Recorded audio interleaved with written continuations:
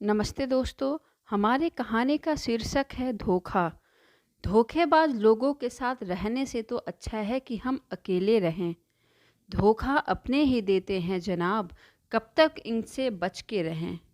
यह एक ऐसी कहानी है जो सत्य घटना पर आधारित है। इस कहानी को सुनते ही आपके आंखों से आंसू छलक आएंगे। अंकित देखने में बहुत ही हैंडसम, बहुत ही स्मार्ट लड़का था। वह कैरेक्टर का भी बहुत अच्छा था।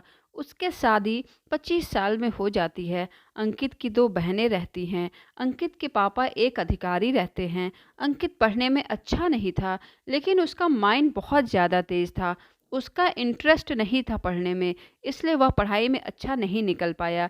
लेकिन और कोई भी काम, बिजनेस करने में वह बहुत ही अच्छा रहता। अंकित एक छोटा प्राइवेट काम करता था।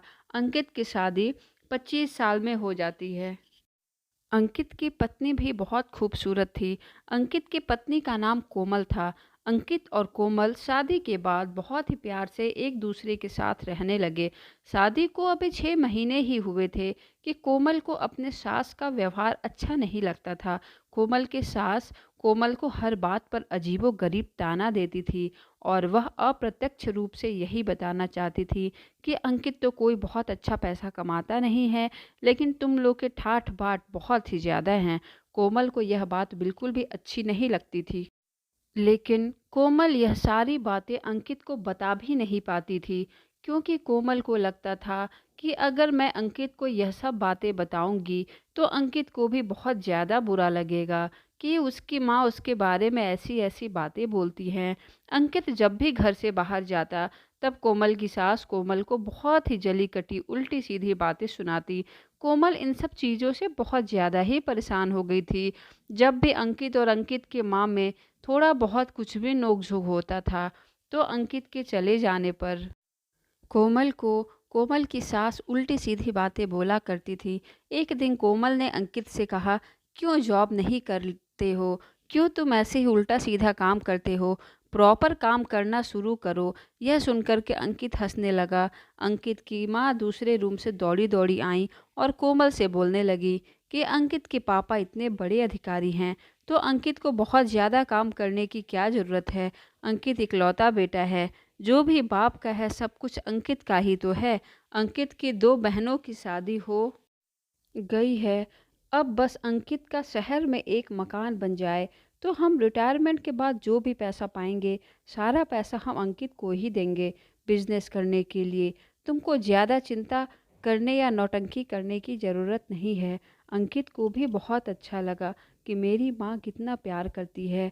अंकित के बाबा भी बहुत बड़े अधिकारी थे। अंकित के बाबा की मृत्यु हो चुकी थी, लेकिन अंकित के बाबा का सारा जमा पूंजी अभी भी बहुत ज़्यादा अमाउंट में रखा हुआ था।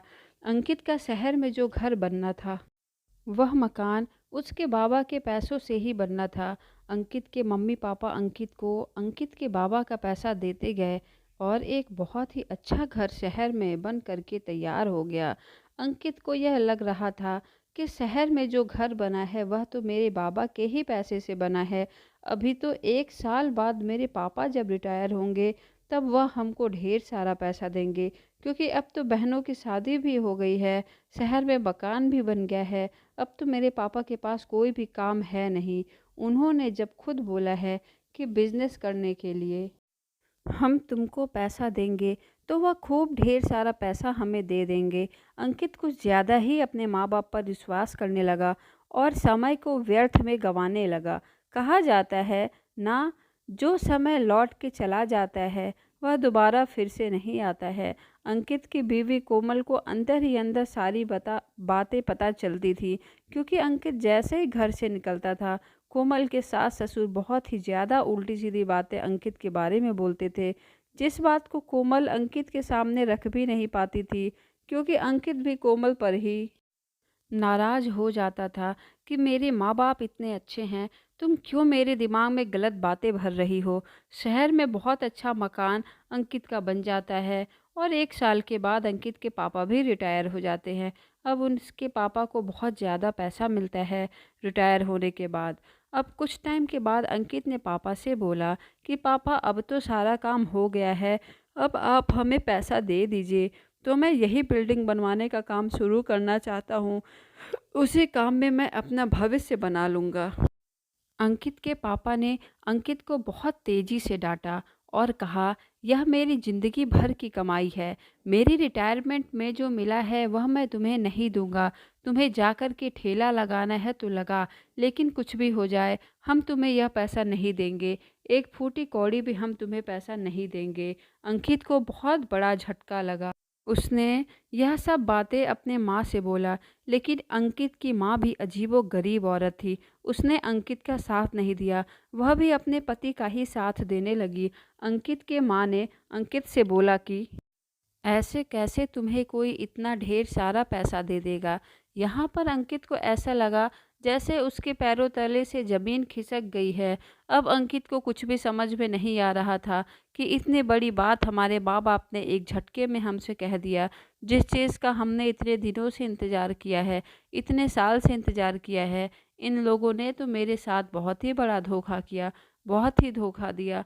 कोमल मन ही मन बहुत ज़्यादा रोने लगी कि यह किस तरह के माँ बाप हैं जिन्होंने अपने बेटे को इतना ज़्यादा धोखा दिया।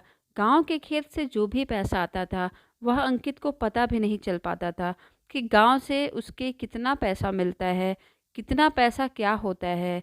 घर में आए हुए रुपए पैसे के बारे में अंकित के माँ बाप अंकित को कुछ भी नहीं बताते थे, जबकि अंकित इकलौता लड़का था। ना तो वह कभी शराब पीता था, ना तो वह कोई भी गलत काम करता था। फिर भी अंकित के माँ बाप का शायद सोच ही बहुत गलत था। वह चाहते थे कि अगर अंकित जॉब कर लेगा, अच्छी नौकरी कर लेगा, तो अंकित हम लोग को छोड़ करके कहीं और चला जाएगा। इसलिए वह सोचते थे कि अगर अंकित कुछ नहीं करेगा तो वह ज़िंदगी भर हम लोग के साथ रहेगा। उसकी पत्नी हमें खाना बनाएगी और एक परमानेंट नौकर हमें मिल जाएगा। अंकित का दिल बहुत ज़्यादा टूट गया। लेकिन कहा जाता है ना, गिरने के बाद ही आदमी को अक्ल आती है और आदमी संभलता है। इस धोखे के बाद अंकित को कुछ चीज़ ज़रूर समझ में। फिर उसने छोटा मोटा ही काम करना शुरू किया और अपना खर्चा और अपने बीवी और बच्चों का खर्चा निकालना शुरू कर दिया। आज अंकित फिर भी कुछ अच्छे पोजीशन पर है। अगर आपको हमारा वीडियो थोड़ा भी पसंद आया हो तो प्लीज़ आप हमारे चैनल को लाइक करिए, सब्सक्राइब करिए एंड शेयर करिए। Thank you.